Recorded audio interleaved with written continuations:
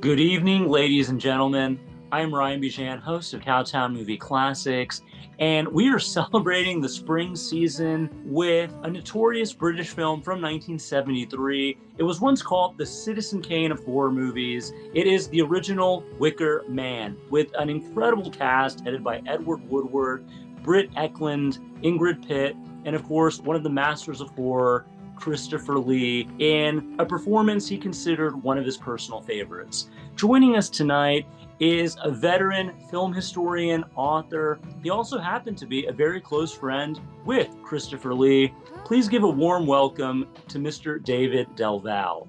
How are you doing tonight, David? Hey, Ryan, thank you so much for inviting me for a screening of The Wicker Man. I actually watched it last night and I hadn't seen it in a while. And as you say, it was Christopher's favorite performance. And those of you that know Christopher Lee from the Hammer films, particularly his performance as Count Dracula, will be very surprised at the way, first of all, he's dressed and wigged in a very dishy way, as the British say. And he's smiling and happy. And it's a fabulous performance. And it's a very special movie because you must pay attention to the details. When I first saw this, I was amazed at how erotic it was, how it was filled with erotic symbols. This is a movie about sacrifice. This is a movie that questions Christianity as it should be questioned, and paganism as a substitute for it. And this island, which is like a Garden of Eden in a way, is also a sexual paradise. So if that isn't enough to get you interested in watching this, I can't imagine what else I can say to you, except as Ryan pointed out, the cast is terrific. It's interesting that Christopher is playing very broad and loving and aristocratic in a kind of benevolent way. And Ingrid Pitt, that we know is always, letting them breathe out there, with her sexy breasts and everything. She's playing kind of a repressed character in this. So before we don't want to talk too much about the logistics of it and the personal experiences I had with Christopher screening it, because this was considered a lost film at one time. Prints of it couldn't be found. The print that they had was a shortened version. I think you're seeing what is the 94-minute print tonight, which is the long version. And it looks stunning. The music by Paul Giovanni is brilliant. But if you're watching this movie for the first time, pay attention to the lyrics in the songs, pay attention to the details, pay attention to Edward Woodward, who's giving a marvelous performance in this. He considered this one of his best movies as well. But I don't know what more to say, Ryan, except let them watch The Wicker Man. If you're in the audience, please stick around after the film so you can hear the rest of our conversation. Without further ado, it's time to keep our appointment with The Wicker Man. Quite. I imitated him all the time. To his face, was he aware? Oh yeah. I never did Vincent because I didn't know I could even do a Vincent. But with Christopher, he was always pontificating on one thing or another. And I would let him finish, and I go, quite. You're making fun of me. And I said, well, just calm down, But his big thing was, if the money's there and the part's there, I'm there and I deliver. And he certainly does. Cinefantastique magazine notoriously claimed it the Citizen Kane of horror movies. But at the same time, it is a police procedural. It is a meditation on faith. And it's a wonderful folk musical with some incredibly catchy songs. So how do you classify The Wicker Man? Like what genre? Well, can it be pigeonholed into a genre? Well, I think that because the author, Anthony Shaffer, was such a brilliant playwright. And, he wrote Sleuth, which is one of the great mystery satire comedies on the British stage, made twice. Harold Pinter did the screenplay for the second version, where Michael Caine assumes the Laurence Olivier role. But they all adhere to the horror formula. which is the movie opens with someone, like you say, it's a police procedural, but he's going on a journey. We see him on the plane going over the beautiful countryside. We see earlier that he's devoutly religious and adheres to every aspect of it, including remaining a virgin. And the man is obviously in his 40s. So, how many men outside of a priest would be celibate into their 40s? And none of this is lost on the islanders, of course, but we don't know this at the beginning. But it opens like a horror movie where someone is going to investigate a mystery. And once he gets there, when I first saw this, I didn't know what to expect because I saw it in a sneak, as I remember.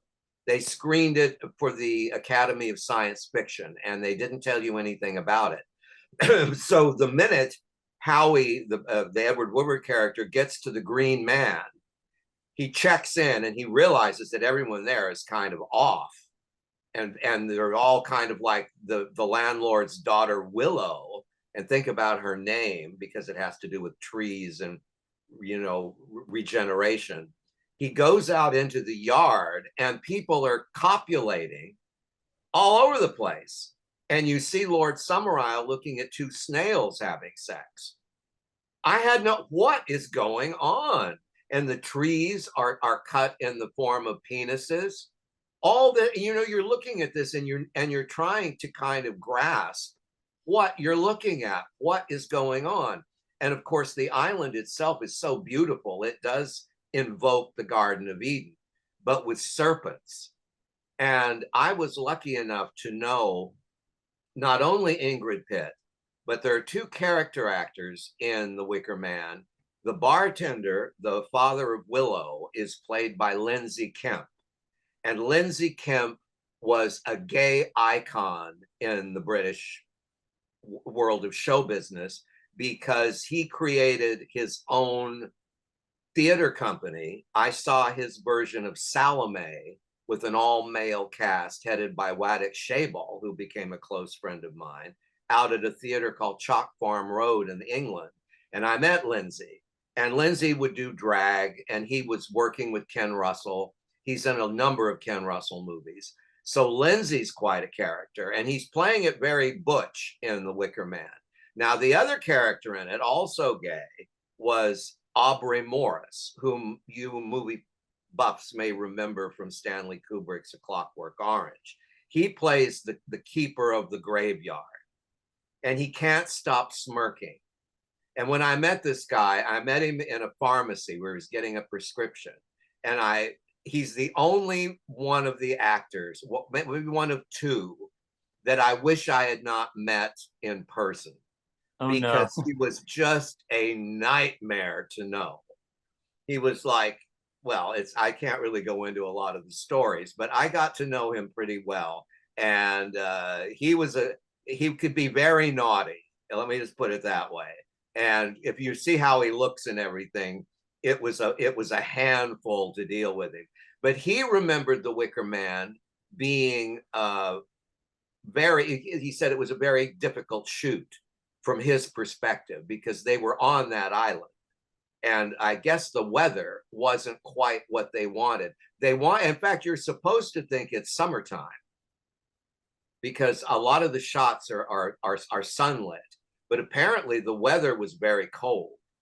Mm-hmm. And a lot of people were very uncomfortable. I know there's a sequence, and I'm wondering, you tell me, Ryan, when you watched it, is there a sequence where Ingrid Pitt is in a tub? In every version I've seen, yes, there's the reaction shot of him storming in there, and you see her. That's right. Okay, Yeah. I think I probably I went in the kitchen when that was on because Yeah. I watched it last night and I was very curious to see if there was anything that might not have been included because I have seen it when Christopher Lee was living in Westwood. He attended several screenings with Robin Hardy, who was in Los Angeles at the time. This would be about 1978, 79. And he was showing it, desperate to get it more widely screened. And he believed in the movie quite, vehemently, and he really wanted people to see it. And rightly so, because as we've discussed, he's given a great performance in it. But let's talk a minute about the sequel, which you have seen, called The Wicker Tree, and then the remake with Nicolas Cage. Now, the Nicolas Cage remake has been universally damned as being, you know, not quite up to par and everything. But if you re-examine it on its own without comparing it to the first movie, because it's very, very different, it does have some interesting things in it. And I feel it's more interesting with its relationship to the Robin Hardy movie than The Wicker Tree is, because The Wicker Tree takes forever to get going. And they wanted Christopher Lee in it so badly that he's only in it for a minute. Mm-hmm. So you feel very cheated because he's really in it just long enough to say he's in it. And for And the audience who doesn't know what we're talking about, The Wicker Tree came out 50 years later, and I think yeah, Christopher Lee was in his 90s at that point. So obviously they couldn't have a lot of material with him in it. no, no. And it was just kind of it was disappointing, you know, because in the 50 years since The Wicker Man came out, it had achieved a legendary status. And I do believe, in terms of British cinema, there are three classic cult movies in British cinema that are somewhat contemporary. Performance by Nicholas Roeg and Donald Cammell with Mick Jagger. The Devils with Oliver Reed and Vanessa Redgrave, another with Ken Russell, and The Wicker Man. Those are the three that have stood the test of time and are constantly being written about. And they're constantly being, like, now there's a 4K of each one I've described.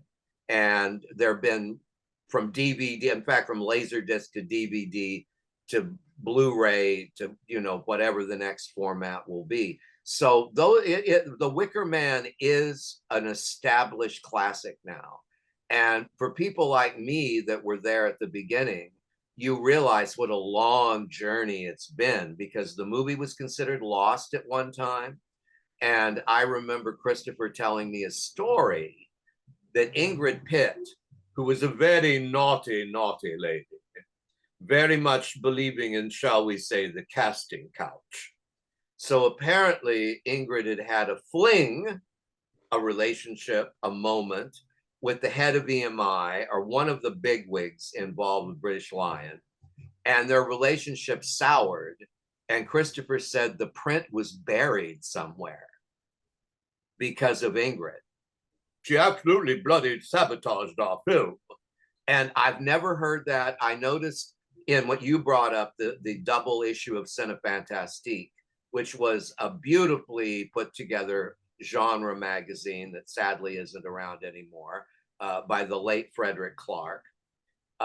They did a complete retrospective of The Wicker Man. And to this day, it's the best printed material on the movie. If you can find a copy, if you're a fan, if you become a fan after watching it, since you've just watched it, you might want to look into that. But if you go online, especially YouTube, there's a plethora of articles, interviews, critiques, people speculating on what might have been, what could have been. You and I were talking earlier, if they had done a sequel right after the movie was made, it would have been, did Lord Summerisle's crops come back? Mm-hmm. Was that sacrifice, did it work? Or if it didn't, then they're both wrong. Because Edward Woodward goes to his death thinking he's going to sit at the right hand of God. So good luck with that. But another thing that I'm going to bring up, because I'm a big animal lover, is Britt Eklund had made some comment along the road, maybe after the movie was out a while, and she realized people were going to see it, because Britt was one of the few cast members that really didn't care if The Wicker Man came out or not, because she was pregnant by Rod Stewart when she made it, and they had to use a body double for some of her, or I'll say a bottom double is what it was. And it's not that noticeable to me because I'm not the best judge of that. But did that bother you? Did you go into it? I mean, you probably didn't know the first time you saw it that was a body double. No, because it's very well edited. It's very rhythmic. It's cut to the music, so I think it's seamless. It's something Well, that I what I would. was getting at with Yeah. her is that she was trying to say that some animals were hurt making the movie. And Robin Mm-hmm. Hardy has said definitely not. And I want to believe Yeah. that. Of course. I mean, because, when we see the Wicker Man on fire, we see cutaways of, like, I guess, you hear the chickens and the pigs and all of that. But again, I think it's just clever editing. It is in soundtrack. You can do a Yeah. lot with the soundtrack, but I Yeah. don't think any. So rest your minds. There was no animals hurt during the making of the Wicker Man. Or Christian police officers, as far as I No, know. it's always nice to meet a Christian copper, But I do think that one idea Robin Hardy had was that the sequel would have been the police arrive because they miss him, they miss the plane, and they arrive in time to put the fire out and get him out of there. Mm-hmm. But I don't think so, because as we know, the movie ends with the Wicker Man burning, and when the thing collapses, you see the sunset. Yeah. That's a brilliant ending. I wouldn't want any other ending but that one. I agree. I do think any direct sequel, even if it was like made immediately after the original, it's any sequel. Like, look, we've talked about this with like The Exorcist or Psycho. It's always going to diminish the power of the original, no matter how good the sequel may be on its own.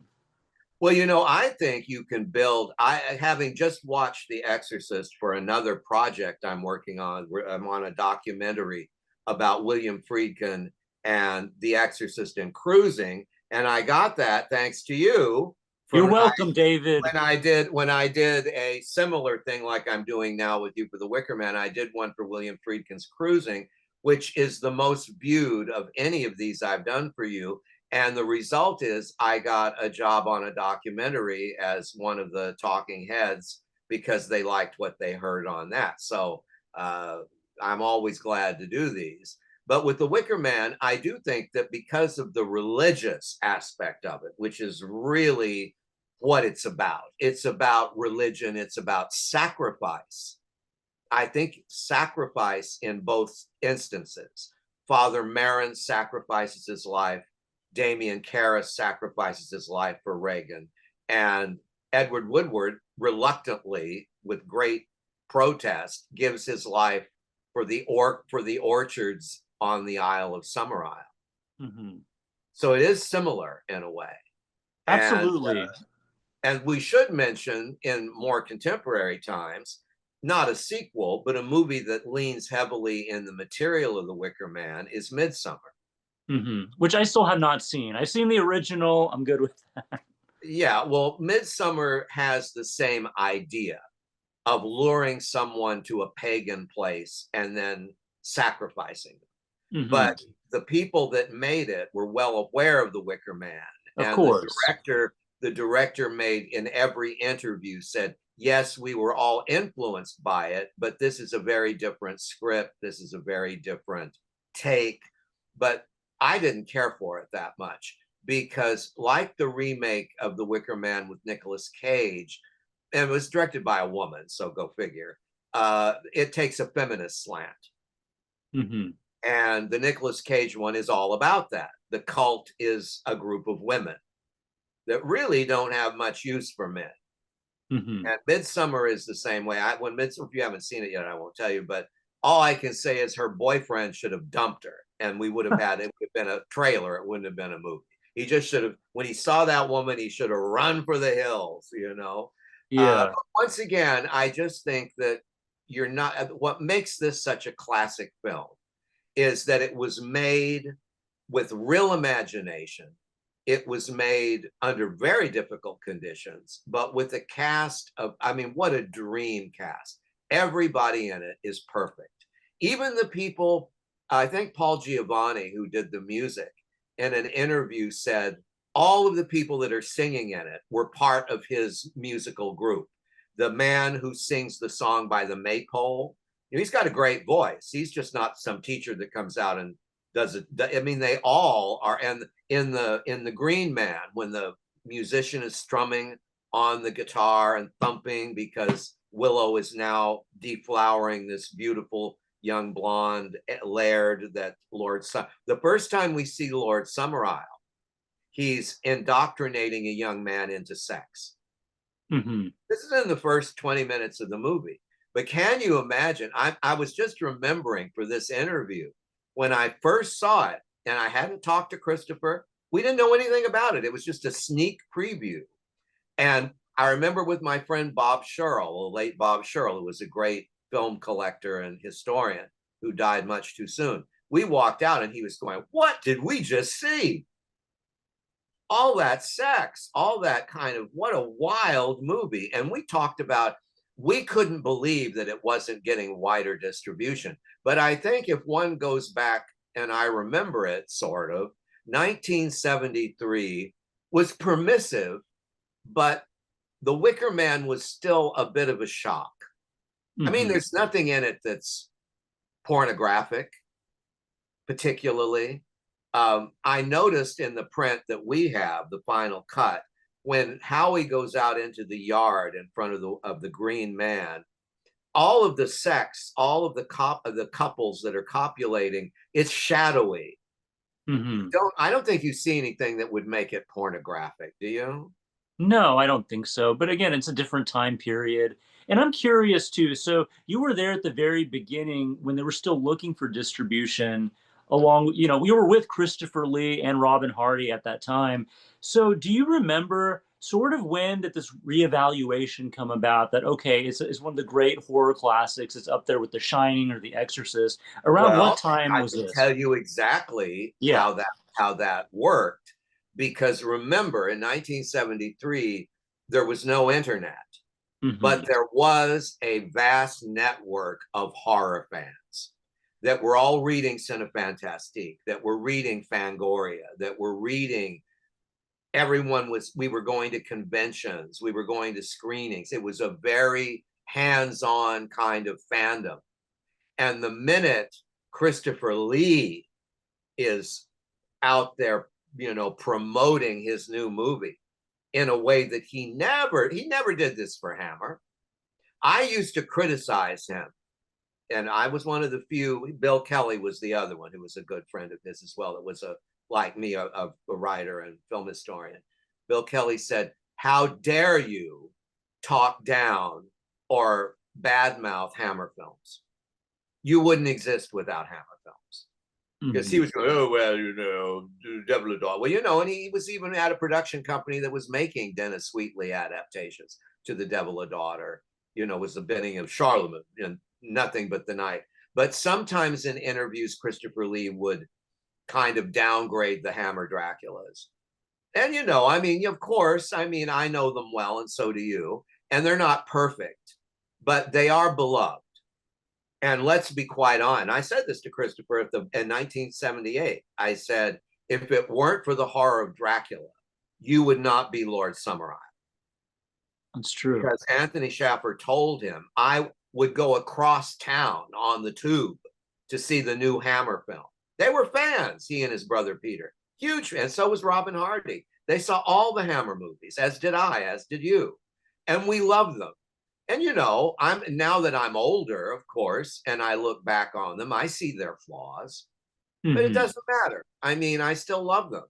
Absolutely. And I'm curious. I think Christopher needed to, he needed a little bit of reality check.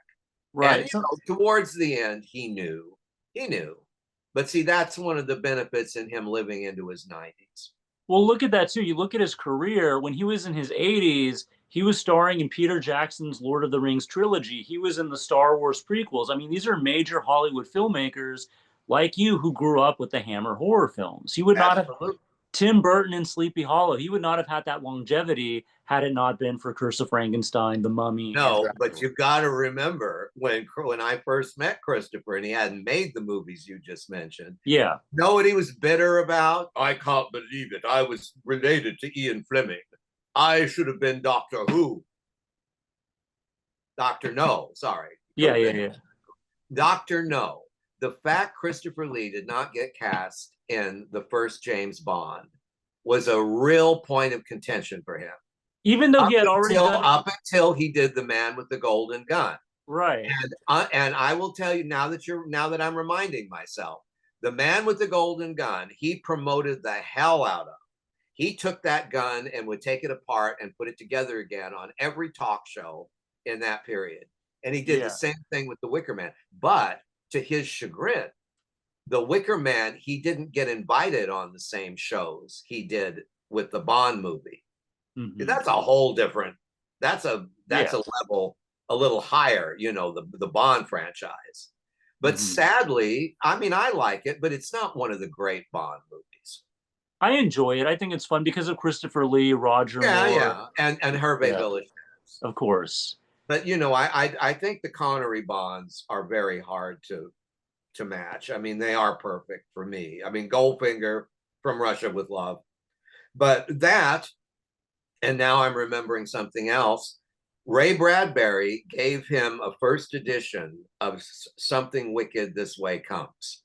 And he Hmm. wrote in it to Christopher Lee, the only man to play Mr. Dark. Love, Ray Bradbury. I saw Yeah. it myself in his library. So what happens when Jack Clayton directs for Disney Something Wicked This Way Comes? It goes to Jonathan Pryce. Oh, So it's Dr. No all over again. yeah. Well, I think his career was okay. He still Yeah, ended up I doing know, some but you really awesome try movies. telling him that, you Yeah. know. I mean, I'm the one that had to sit at lunch with him. I should have been Dr. No. Joseph Wiseman's a wonderful actor, but I should have been Dr. No. I Well, played golf with Ian Fleming. Then, God help us, when yeah. Something Wicked came out, it was once again, well, you know the author. I was to play that. And I'm sure if I thought about it, there are probably a few other things he thought he should have done. He didn't. But, you know, like you just said earlier, look at his career.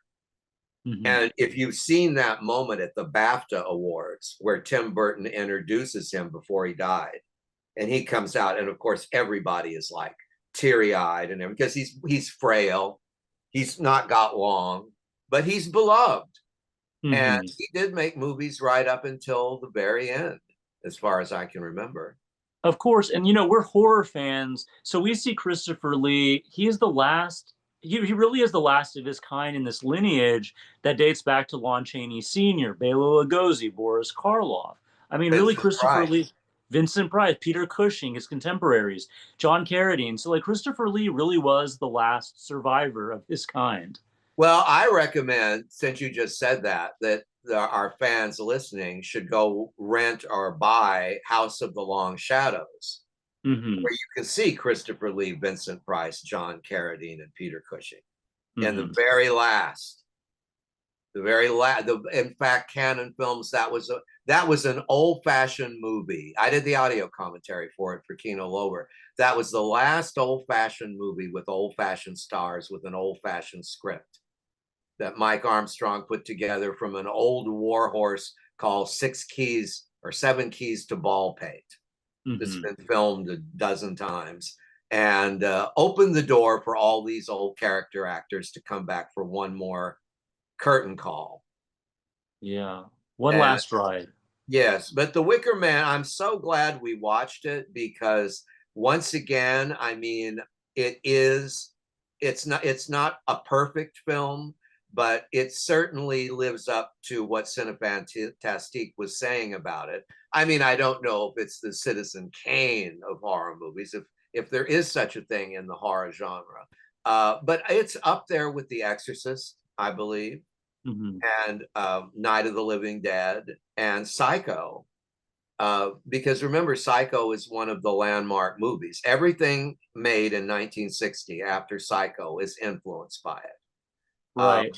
but I you mean, know what? Do you think now that we're in the 21st century, we're in 2025, do you think someone will actually try and remake The Wicker Man at some point? I don't know who they, like you say, again, a lot of the stars, there's no horror stars anymore. So yeah, I'm sure we're going to get Timothy Chalamet as Sergeant Howie in the foreseeable future. maybe it's Willow. I Maybe. don't know.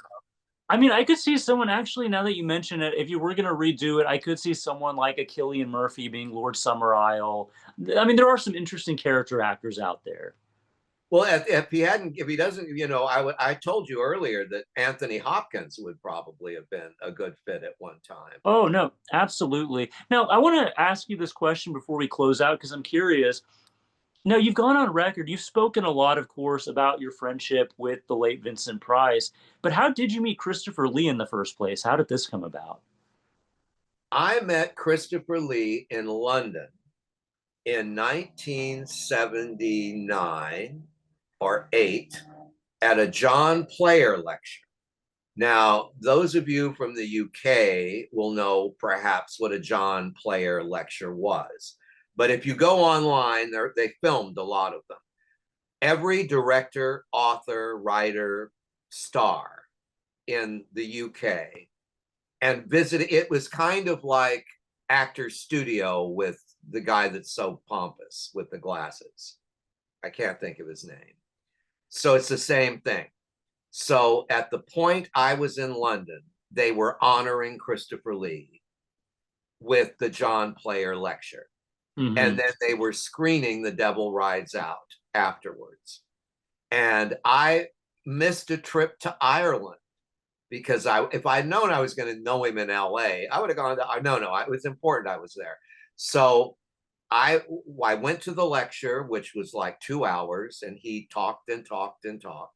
In fact, you would ask him, the guy only asked him 3 questions because he talked, one question led to he just went on, which was great.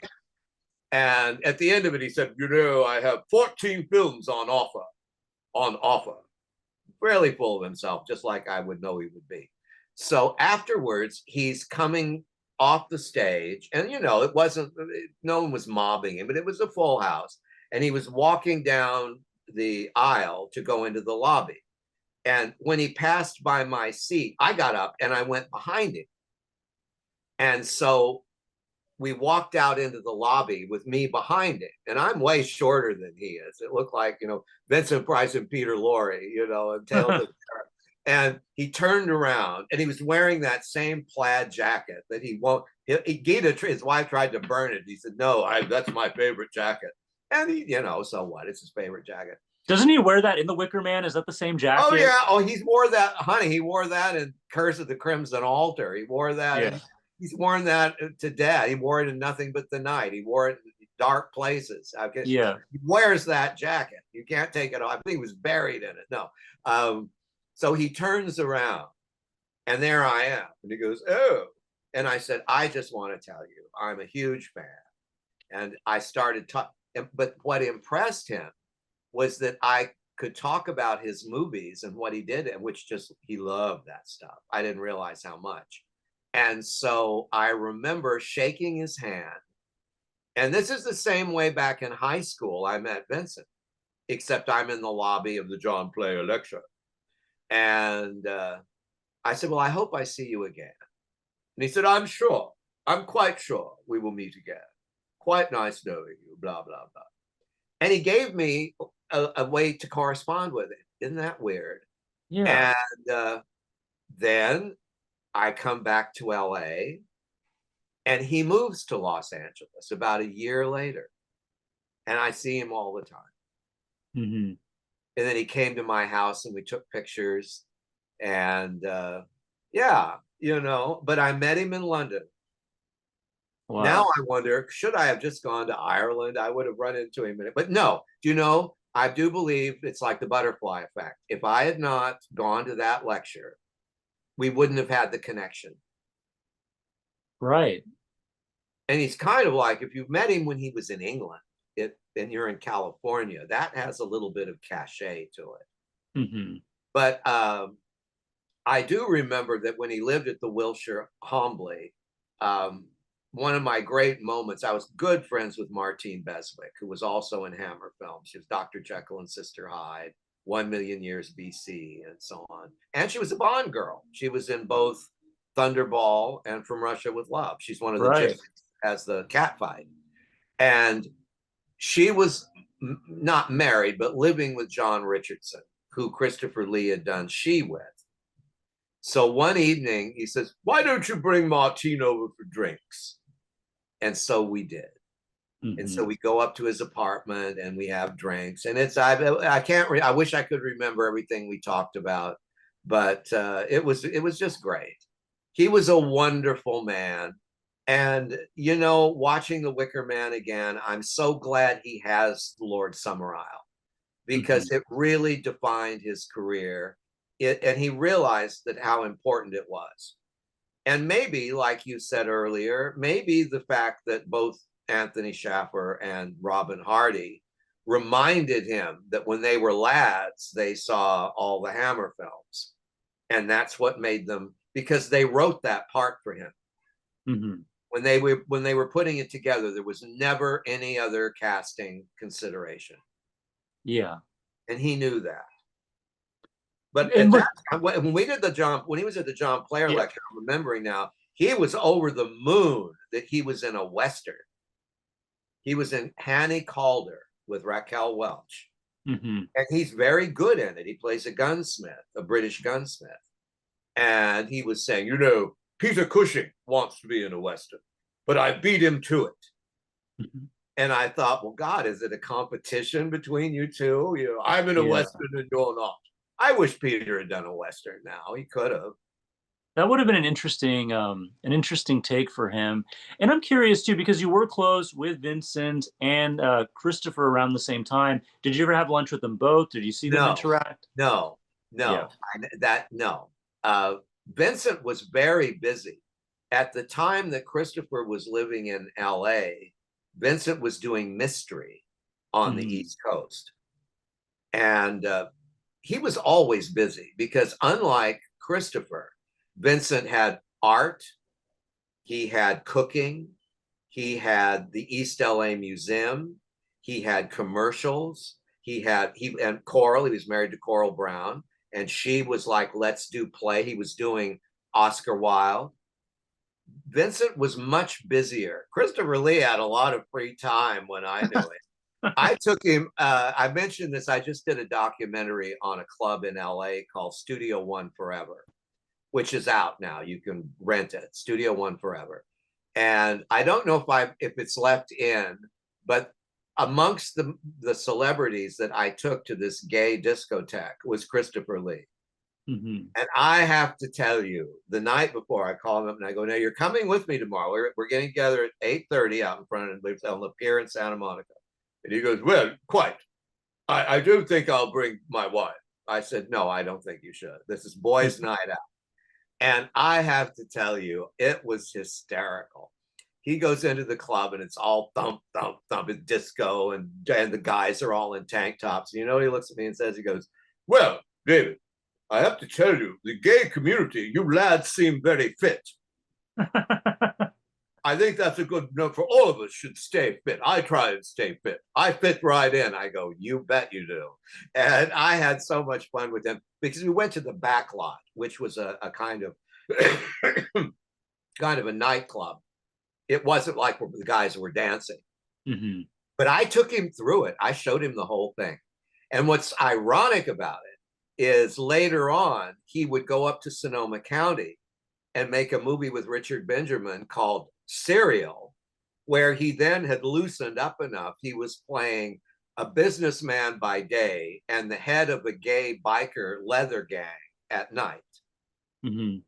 named Skull. And he had a boyfriend he kept on his motorcycle. I'm all in black leather, Dave.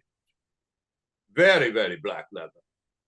In fact, it's so tight, I can barely get it. I can barely remove it. It's like a second skin. And I said, you know what? You're enjoying this far too much. Well, he is British, so I don't know. Oh, well, he is British, Yeah. I couldn't imagine Peter Cushing doing any of that. Yeah. Somehow. Although Peter had a great sense. I did not get to know Peter Cushing. I corresponded with him, but I never got to have a face-to-face with him, which is one of my big regrets.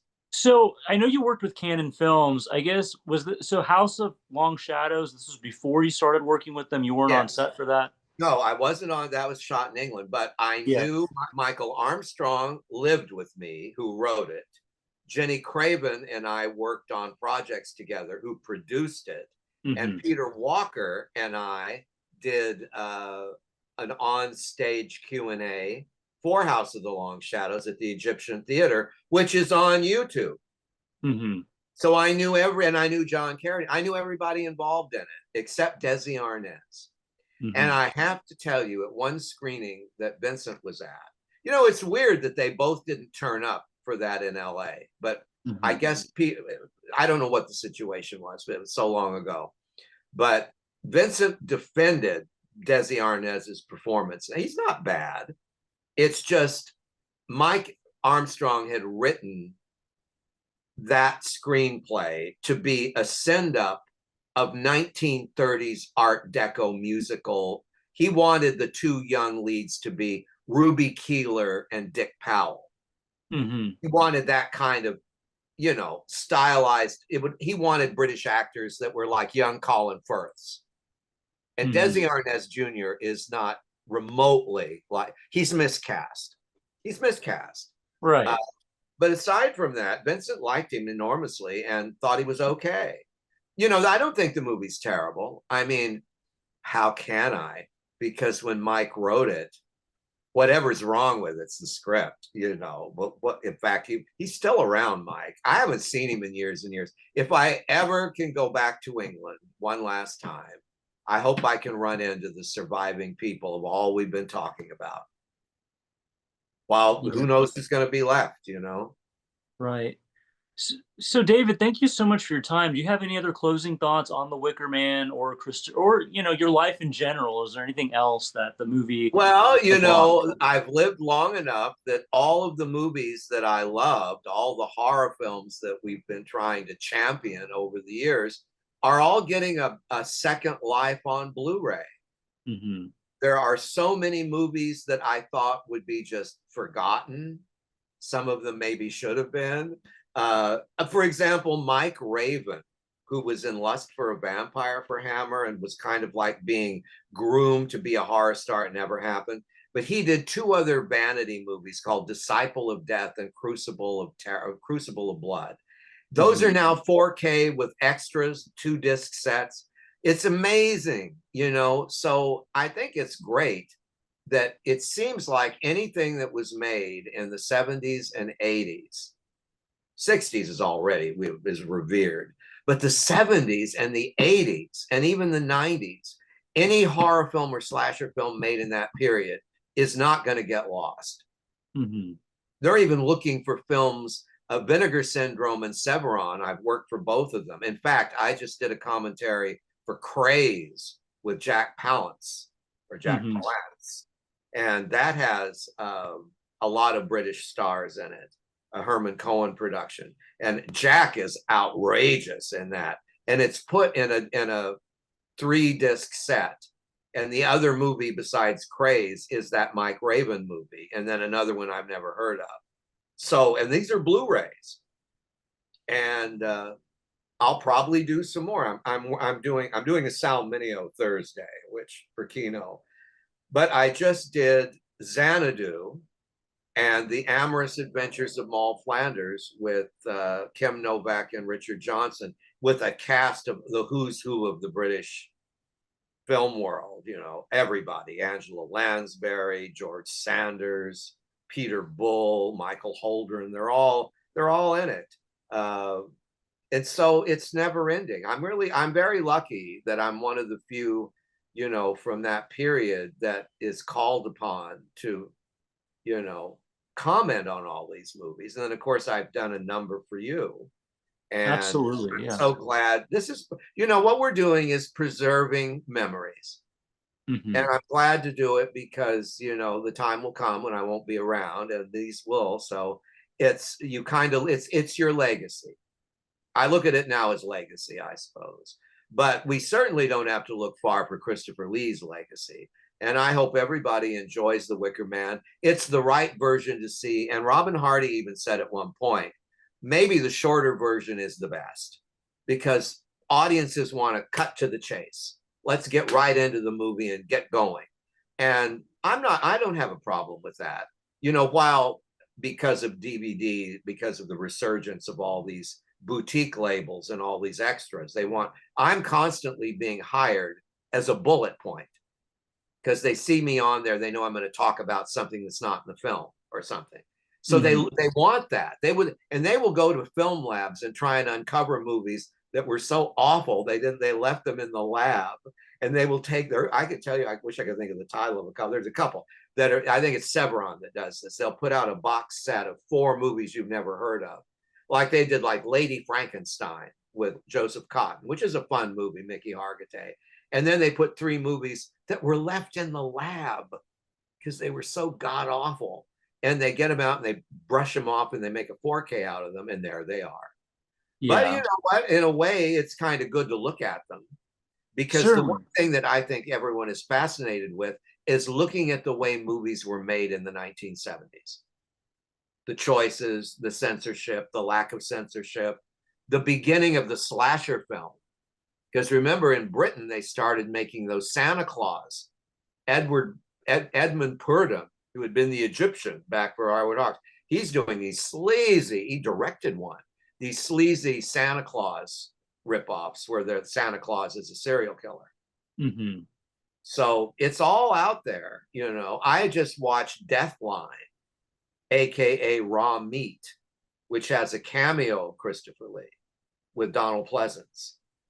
And actually, in it, Donald Pleasance has the honor of Christopher is like doing a cameo. And he's playing like a kind of stodgy politician, and he's in one scene.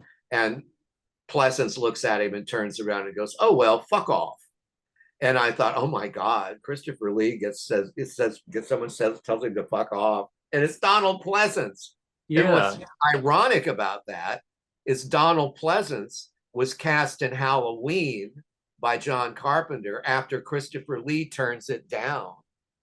And I believe Peter Cushing turned it down as well, too. He went through all the I'm not Hammer sure about that. icons. I don't think either one of them should have turned it down because it made so much money. But you know what? Honestly, to be honest, can you imagine anybody else but Donald Pleasance doing that Well, now? that's his signature role. I mean, he's gone down in history. That's probably what he's best remembered for. Oh yeah, I mean, before that, he was a proper, you know, Donald Pleasance had a brilliant career on the stage. Of course, yeah. He was Harold Pinter's on, you know, he was his favorite actor. So Hmm. he came with an incredible pedigree. He on Broadway, he was the man in the glass booth, you know, the Nazi thing that Maximilian Schell did later on. So Donald Pleasance was, and he's in The Great Escape with Steve McQueen. Donald Pleasance had an amazing career. And then if you go into his last years, he did nothing but awful horror movies. Which is He, unfortunate. You know, it's like, well, it's like Alec Guinness. Look at his incredible career working for David Lean, Lawrence of Arabia, all these big, The Bridge on the River Kwai, incredible actor of stage and screen. But unfortunately, now his legacy, it's Obi-Wan Kenobi and Star Wars. I mean, there's just certain iconic roles that you're well, you know, with Alec, like. Alec loved the fact he made so much money that Yeah. people would say, you know, because Englishmen are very thrifty. Christopher Lee never picked up a check. I can tell you that personally. Hmm. I think I'll go to the loo, you know, when the check would arrive, honest to God. But I have to tell you that Alec Guinness would take anyone that he could to lunch because he could afford it. He had so much money. So, would you like to go to lunch? I have Hmm. all this cash because, you know, he just kept getting residual. But even Guinness said, you know, I hope this doesn't become a cult, Hmm. because he lived long enough to see some fans behaving like Star Wars was a religion. Hmm. I don't know about that. I was at an age when I saw Star Wars. You know, movies you see when you're really young make a tremendous effect on you. That's why the Hammer films made such an effect on all these guys that started, as you say, when Christopher got older. All those fans, a lot of them became like Stephen King. They all became famous. Steven Spielberg, George Martin Lucas, Scorsese. John Landis. You Hmm. know, Joe Dante told him on Gremlins 2, I'm one of your biggest fans. And he even patterned Christopher's performance in Gremlins 2 after Boris Karloff in one of his Mad Doctor roles. Oh, which one was it?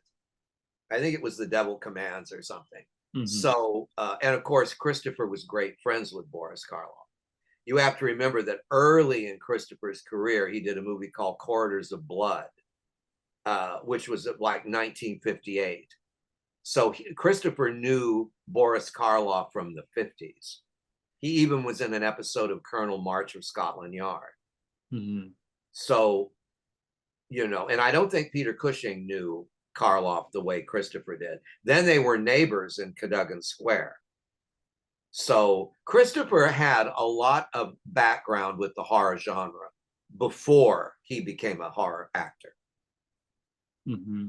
But he became that connective tissue, and of course, you're learning from the best, and he certainly carried it on to like the next generation of what we would consider classic horror films. Well, his favorite actor in the genre was Conrad Veidt. Oh yeah. And he desperately wanted to do The Man Who Laughs. He Mhm. was talking about, he asked Hammer to remake it, but you can understand why Hammer didn't, Right. you know. Was it Sergio Corbucci? I know in the 60s there was a remake of The Man Who Laughs. It was an Italian film. I never saw it. You're right, though. You're Yeah. right. Just like there was an Italian version of The Hunchback of Notre Dame with Anthony Quinn and Right. Yeah. Giacomo Brigida. And I know few people, you've never seen it, have you? I've seen bits of it. I don't know if I've watched the whole thing, but I I do don't love Anthony I've Quinn. never seen it on Blu-ray. Hmm. You know, My it God, was if you're gonna streamed. put Disciple of Death out on Blu-ray, why not The Hunchback of Notre Dame with Anthony Quinn? You know what? I think when I tried watching it, it's available to stream occasionally on Amazon, but it looks like an old Laserdisc rip. It hasn't been remastered properly, I No, think. it looks very primitive. Yeah. I don't think it was very successful. Yeah. Well, when you think about it, though, fundamentally, like The Hunchback of Notre Dame, The Man Who Laughs, these Victor Hugo novels, they're essentially swashbucklers, right? They're big, lavish period pieces, which I think the Italian, Very expensive to do. right? I mean, they're kind of above Hammer's pay grade at that time. I don't think they could have done it justice. Well, Hammer did the Phantom of the Opera, Well, that's true. But even Phantom and of the Opera, yeah. that kind of tanked Terry Fisher for a while.